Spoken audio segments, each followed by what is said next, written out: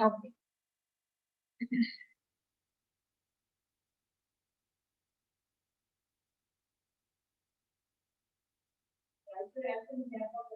So now we are in project evaluation in software project management. So few references that I had for this, and we have seen cost benefit evaluation techniques in the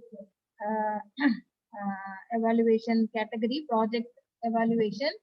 So different cost benefit evaluation techniques are there. The first thing is net profit. Net profit is the difference between the total expenditure what we make to the total income throughout the life of the project. Next is payback period. That is the time taken to pay back the initial investment. So initially I am investing 1 lakh means in how many years I am taking it back. Then return on investment.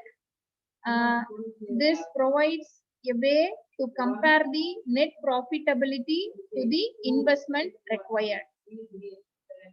And next is net present value. So this net present value takes into account both the profitability and the timing of cash flows that are produced. Both are considered here. And the next benefit, cost benefit evaluation technique is internal rate of return. So this is calculated as the percentage discount rate that would produce an NPV of 0. Okay, so we shall explore one by one with a sample exercise. So here is an exercise. This considers project cash flow estimates for 3 projects. Negative values represents expenditure. Positive values represent the income. So you could see here minus 8,000 is the expenditure, remaining are the income. Okay. And for each of these projects, the discounted rate, this is required to calculate the NPV, not for the other estimation techniques. Okay. So the question is, based on some analysis, how can we rank these 3 projects? That means for project A, if we spend 8,000 in the first year, at the end of first year, we'll get back 4,000. At the end of second year, we'll get back another 4,000. End of third year, we'll get 2,000. And at the end of fourth year, we'll get 1,000 from that. Then at the end of fifth year, 500, 500. So normally this will be the graph as we have seen a cash flow graph. Okay, so slowly it will degrade after some period. Then we have to invest some more money, revise the project or include some extra features. Then again it will start giving similar profit. So this is one such calculation. So with this exercise, we shall try applying the estimation techniques. Okay.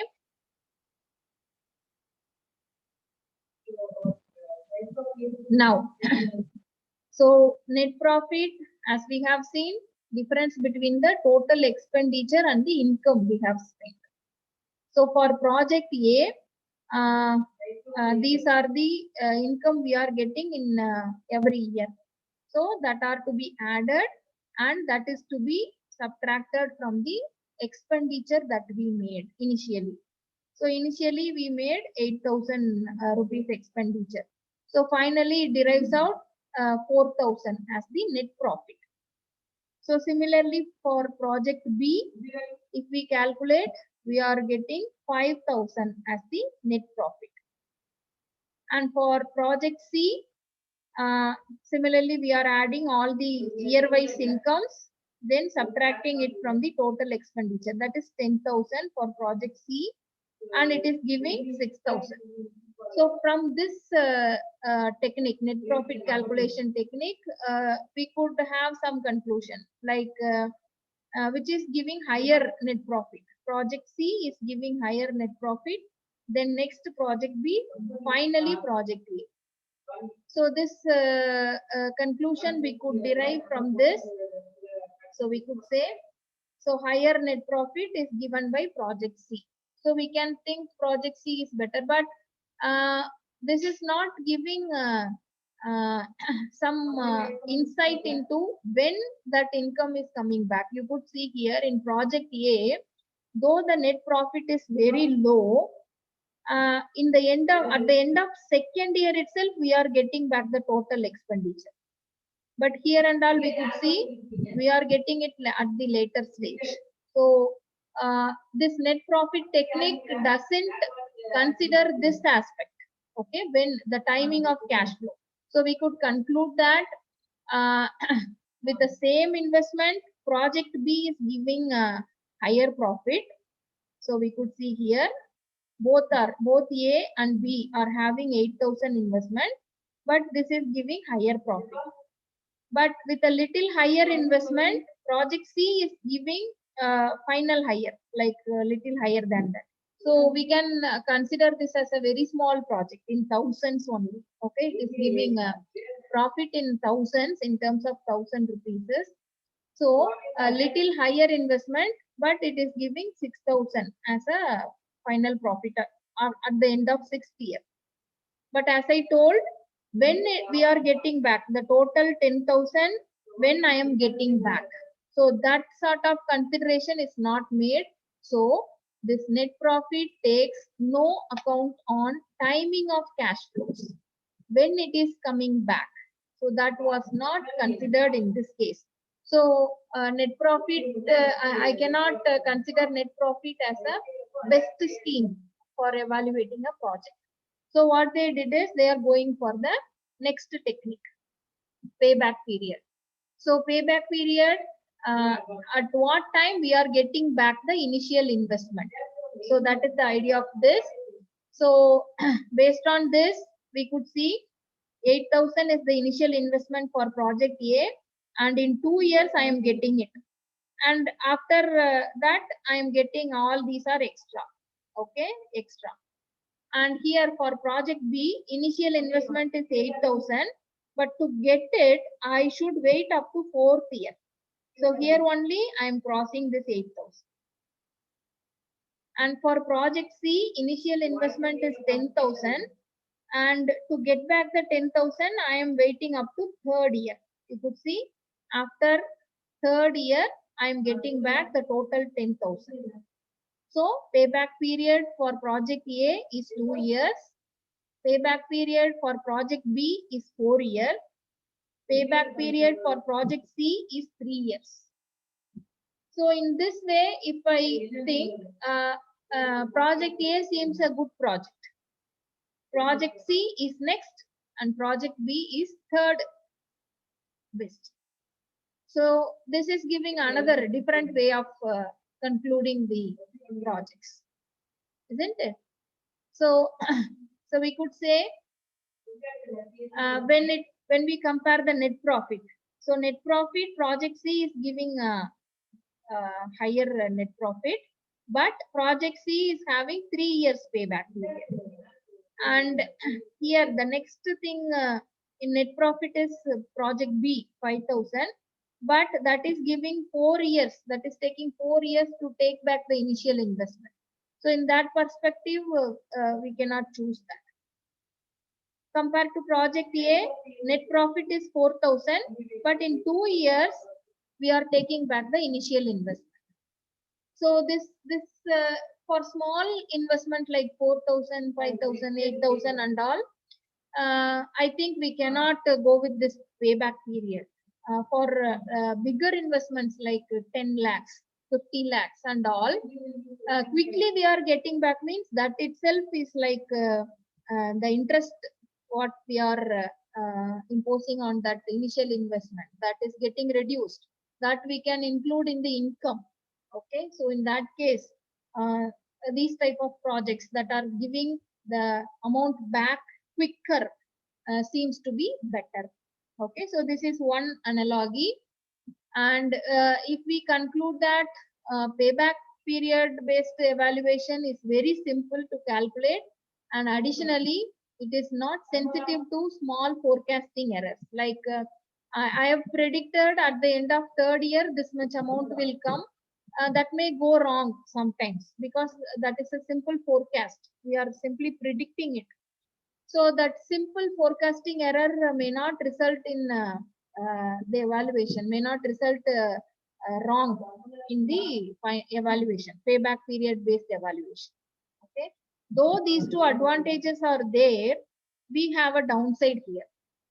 That is, it ignores the overall profitability of the project. So we could see overall profitability is C, but according to this, A is the best project. But compared to all the three, A is having the least profit. But according to payback period, this is the top most wanted. Okay, so it ignores the overall profitability of the project. So that is the downside of payback period based calculation. So still we need some more technique that can precisely tell in what way we can evaluate, we can judge a project. Return on investment. So this is also known as accounting rate of return. And this provides some way of comparing the net profitability to the investment what we made, some comparison between that. So ROI can be calculated as average annual profit divided by total investment into 100 in percentage. Okay. So average annual profit means annually we'll be getting profit like 4,000, 4,000, 2,000, 1,000, 500, 500. So total profit is 4,000. And years, number of years, 6 years. Okay, 0th year we made the expenditure. I mean initially. So average annual profit means this is 4,000 divided by 6. So totally at the end of 6 years, we got the profit of 4,000. So average annual profit means 4,000 divided by 6. Okay. So 4,000 divided by 6. That is average annual profit. And the total investment is 8,000. So we could see here. This is the total investment. So if we apply it for project A, 4,000 divided by 6, whole divided by 8,000 into 100. So this will give us the value 8.33 percentage. So the return on investment is 8.33 percentage. And for project B, in the same way, if we calculate, it will give us 5.95 percentage. Yeah. So one more thing we have to consider here. In project B, at in 6th year, they are making one more expenditure. Okay, so we have to include that also. So 8,000 plus 6,000, that also to be considered. So total investment now here will be 14,000. So when we consider this aspect, then this is giving very less return on investment. Okay, one more time we are investing on it. And for project C, if we calculate, it is giving return on investment 10%. So according to this calculation, if we rank the projects, C will be better. So 10% return on investment it is giving. And the next best will be A. And finally B. B is the least profitable. So this is another perspective based on the return on investment, because the previous two methods did not consider this aspect. One more expenditure we are making at the later stage. So that was not considered in the previous two methods, both in the net profit and in the payback period. But this is considering that part also.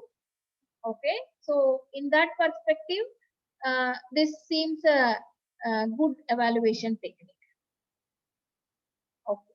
So to conclude that, based on ROI, project C is giving higher return on investment, and it is simple and easy to calculate, only one formula, simple formula. But this is also similar to net profitability. It takes no account of timing of cash flows. Okay, so that is not considered here. And additionally, This return on investment value, what I am saying as 10%, 8.33%, that is having no relationship with the interest rates offered by the banks and all. Okay, so that is no way related. We cannot compare this 10% is equal to the interest rate what we are getting from the banks. Okay, so as this is not considering the timing of cash flows, that is not the normal simple interest calculation, compound interest calculation. No, it is not related to that. How much we are getting back, return on the investment, that's it. Okay, how much percentage we are getting back. Still, so this method is also having some downside. So one more method, net present value based evaluation, NPV in short. Okay, so this method takes profitability as well as timing of cash flows. Both are taken into account in this method. So we'll be calculating net present value using this formula. Value in year T. A value in year 1 means T equal to 1. Value in year 2 means T equal to 2. Likewise. In each year, what is the value we are getting? And divided by 1 plus R to the power T. So this R is the discounted rate. So I'll tell you what is this discounted rate. This is not the normal interest rate. Okay, so this is different, discounted rate. But it has some relationship with the interest rate. Okay. So this discount factor, we could say 1 divided by 1 plus R to the power T. So this denominator, so this has been given. Okay, 1 divided by this.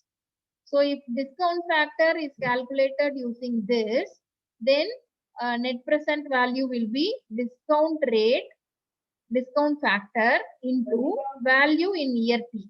This part. Okay. So the same equation is now written like this. 1 divided by 1 plus R to the power T into value in year T. So based on this, we are going to calculate the project's performance. Okay. So now NPV, to understand this NPV in better perspective, we can see one analog. Like receiving rupees 100 today is better than receiving the same amount next year. Is it so? Isn't it? So today 100 rupees is always better than receiving 100 rupees in next year because interest rate. So for 100 rupees, it doesn't matter much, but for 1 lakh and 10 lakh and all, it matters. Okay. So, or we can say invest rupees 100 today and have 100 plus the interest next year. So for example, if the interest is 10%, next year we'll get 110 rupees. So today if I am investing 100 rupees, next year I'll get back 110 rupees, 110. So the present value of 110 today is 100. Present value of 110 next year is 100. Okay. So or in different way we can think, like present value of 100 in next year is equal to investing 91 rupees now. So I am investing 91 rupees now and getting 100 rupees next year. Okay. So in different perspectives you can take. So with a 10% interest rate. So that is present value, net present value. Okay. So based on this also we can evaluate the project. So as I told, this considers both the profitability as well as timing of cash flows. All the previous techniques either considers the profitability or considers the timing of cash flow. Okay. Any one it is considering, but this technique considers both. So the formula we are going to apply for all the 3 projects we have taken, okay, for the sample exercise. Now for project A, so this is the cash flow forecast given for project A, okay, and we have to calculate discount factor first Discount factor applicable for project A is 8% as given in the question. Okay. But normally to compare the project, we have to use same discount factor, but sometimes that is not possible for all the projects. Okay. So each project may have different discount factor based upon some realistic scenarios. So this project is having 8% discount rate. So R value is equal to 8. Okay, so this is R. So now we have to calculate 1 divided by 1 plus R to the power T. 1 plus 8, 8 by 100. So 1 plus 8 by 100 means 0.08. Okay, 1 plus 0.08. So 1.08 to the power T. So to the power T means what? T here is 0. So this whole part, anything power 0 becomes 0, 1 divided by 2. So here I will have the discount factor 1. Okay. And similarly for the next thing. So here what I can do, same 1.08 to the power 1.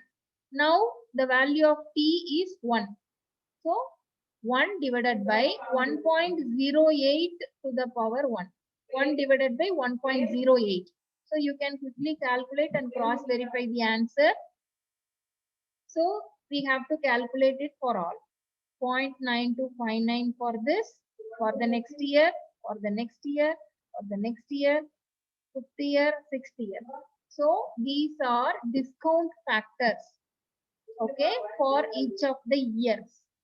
Now, NPV is equal to discount factor multiplied by value in year T. So, value initially means we are spending that money, so it is in minus.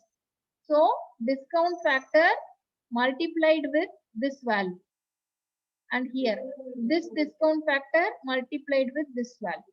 So, we can fill up the NPV value here, one by one. Okay. So 1 into 8,000 becomes 8,000 minus 8,000.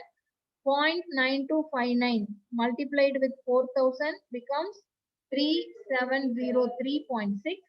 So likewise, so when I multiply all these, okay, so I'll be getting the values like this.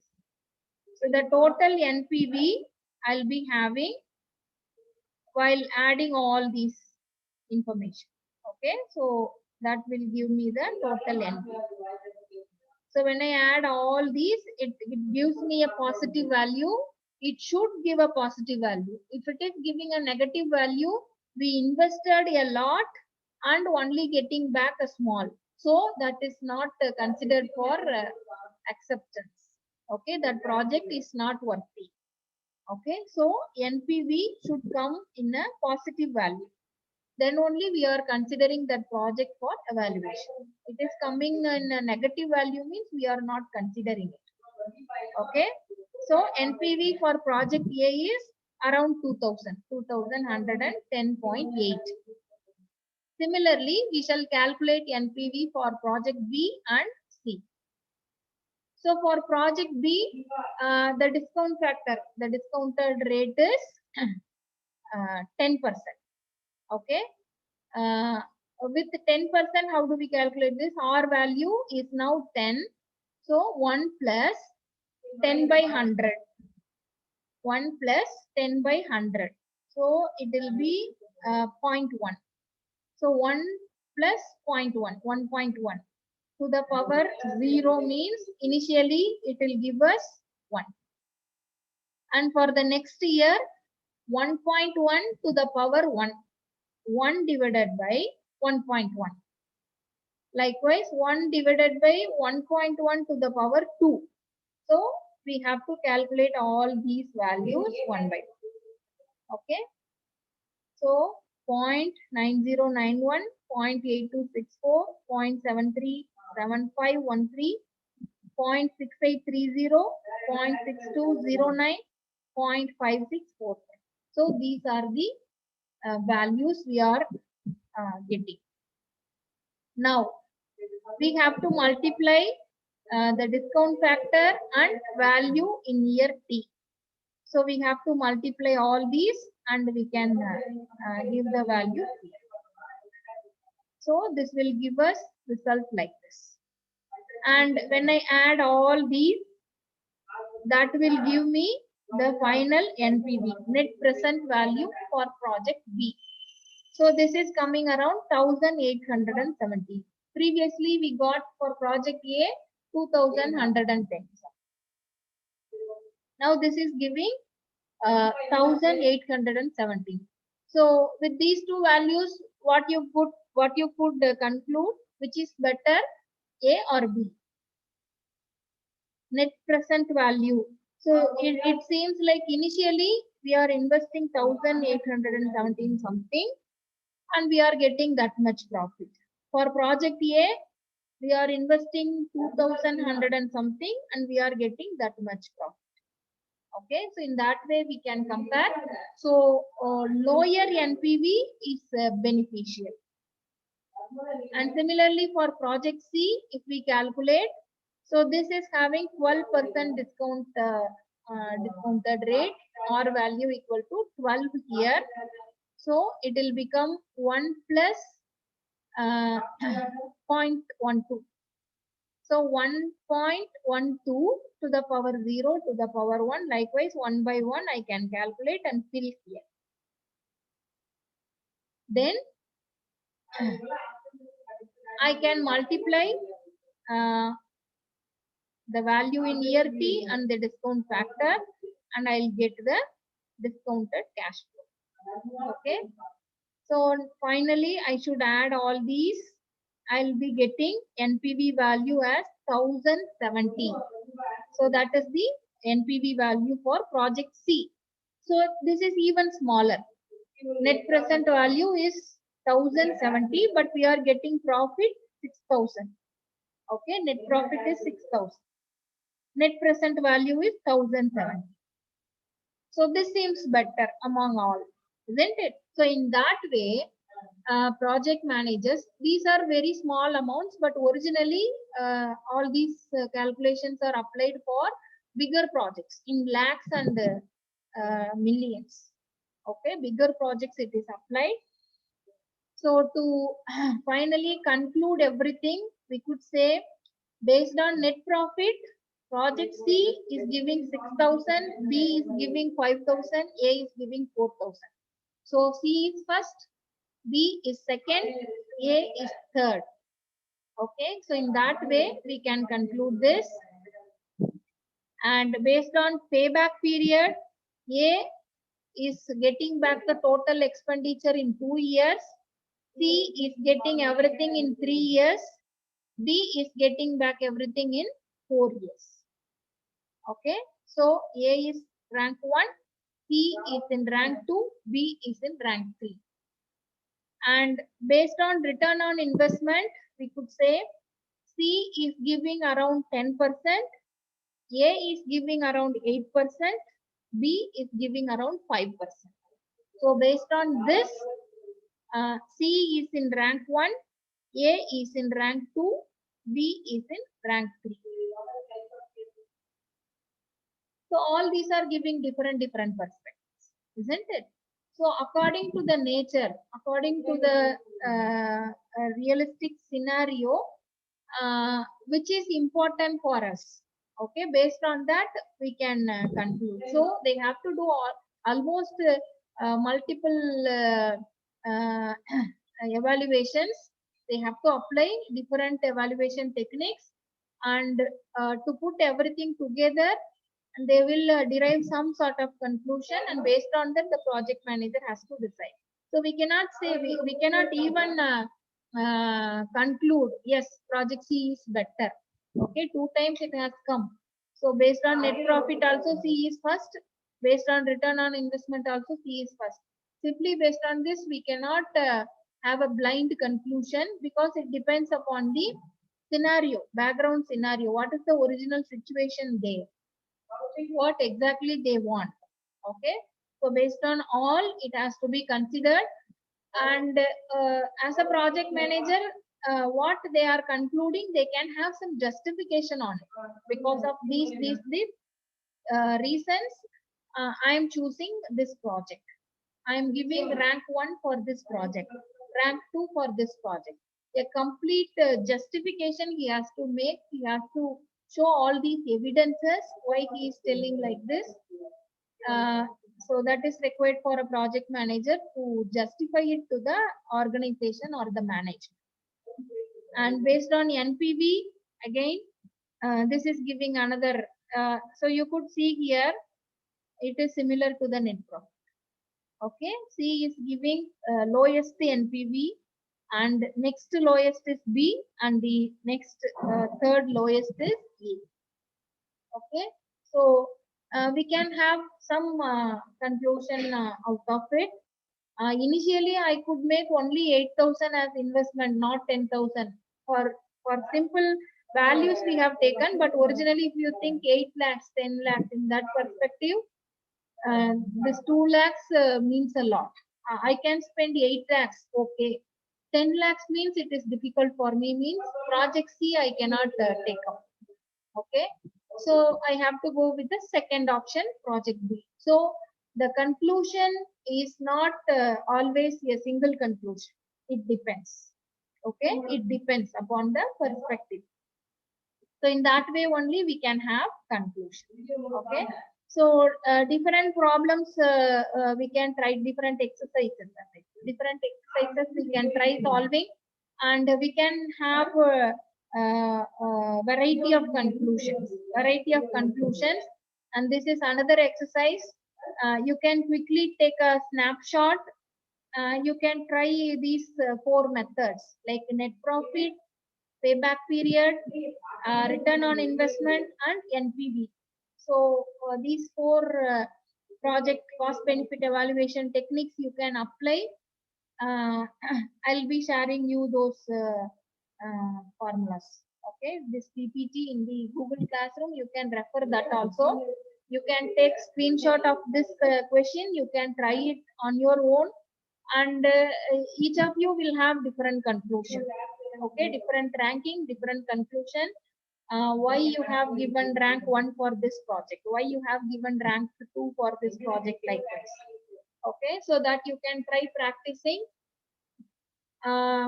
So these are all about the evaluation techniques. If time permits, we can solve a few more exercises and try to figure out which method, in what are all the cases net profit is beneficial, in what are all the cases payback period is beneficial, in what are all the cases NPV is beneficial. Likewise, as NPV is considering both profitability and the timing of cash flow, so that seems better for almost all the exercises, but it is complex. Okay, the calculation is complex, and I don't want to spend much time in calculation and all. Quickly I have to decide, means I should go with the first 3 methods. It is worthy to spend the time on complex calculation, means then we can go with NPV. Okay, so in that way we can conclude that. So these are all the things about project evaluation techniques, cost benefit evaluation techniques. I hope you got some idea on it. And one more cost evaluation technique is there, IRR. So that we shall see in the next session.